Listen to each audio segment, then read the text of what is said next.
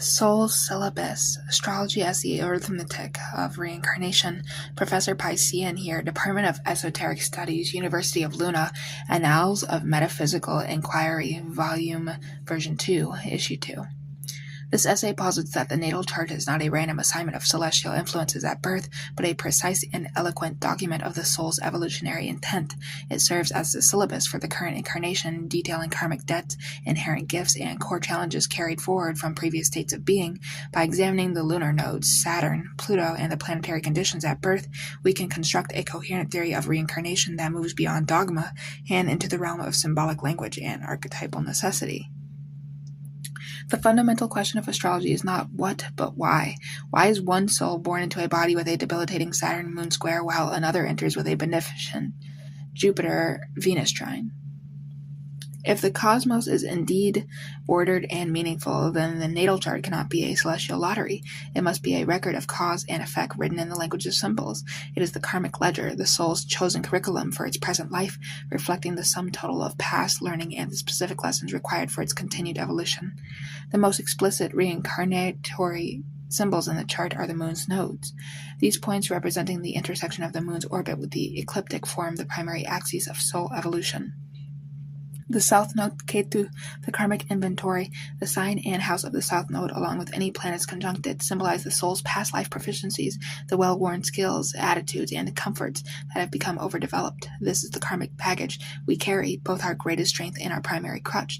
A South Node in Leo in the 5th house, for instance, suggests a soul overly accustomed to center stage, to dramatic self-expression, and the adoration of others. While this confers a natural charisma, the lesson is to move away from this ingrained narcissism. The North Node, Rahu, the soul's assignment. Opposite the South Node, the North Node represents the undeveloped territory the soul has incarnated to explore. It is the qualities we must cultivate to achieve balance and evolutionary progress. For the soul with the South Node in Leo, the North Node would be in Aquarius in the 11th house.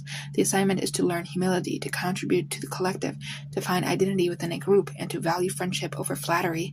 The discomfort felt in moving toward the North Node is the growing pain of the soul.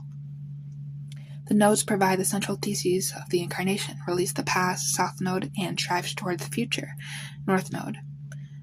If the nodes provide the lesson plans, Saturn is the strict professor who administers the exams. Saturn's placement by sign, house, and aspect is a precise indicator of karmic debt, areas where the soul has failed to learn lessons of responsibility, discipline, and structure in past lives. A Saturn in the 7th house individual did not necessarily fail at partnership in a past life, but rather avoided the profound lessons of commitment, compromise, and facing the other. In this life, they are born with a deep-seated fear of partnership, which manifests as delays and difficulties, precisely to force them to master what they once neglected. Saturn square Venus suggests a history where love was conditional, or where the soul used beauty and affection as a tool for control. Now the individual must learn the hard Saturnine lessons of what love truly requires: duty, endurance, and the beauty of limitation. Saturn does not punish, it corrects. Its restrictions are not prisons, but the necessary scaffolding within which the soul can build a more resilient and authentic structure for itself. The deepest, most primal wounds often point to traumas that transcend a single lifetime. Pluto in the 4th house, the root of being, are the repositories of the ancestral and soul-level karma. Pluto in the 4th house, or in hard aspect to the moon, often indicates a profound soul-level wound around the concepts of home, security, and the mothering principle. This is not merely a difficult childhood in this life, but a karmic inheritance of betrayal, powerlessness, or exile rooted in the ancestral line or a past life experience. The soul has chosen to incarnate into a family dynamic that will force it to confront and transform this deep-seated pattern of violation and power dynamics. The condition of the moon itself speaks to the soul's accumulated emotional history. A moon in Capricorn, for instance, may suggest a soul carrying the weight of emotional neglect or excessive responsibility from past incarnations, requiring it to learn how to build emotional security from the ground up without relying on external comfort. The remaining planetary placements and aspects fill in the details of the karmic narrative.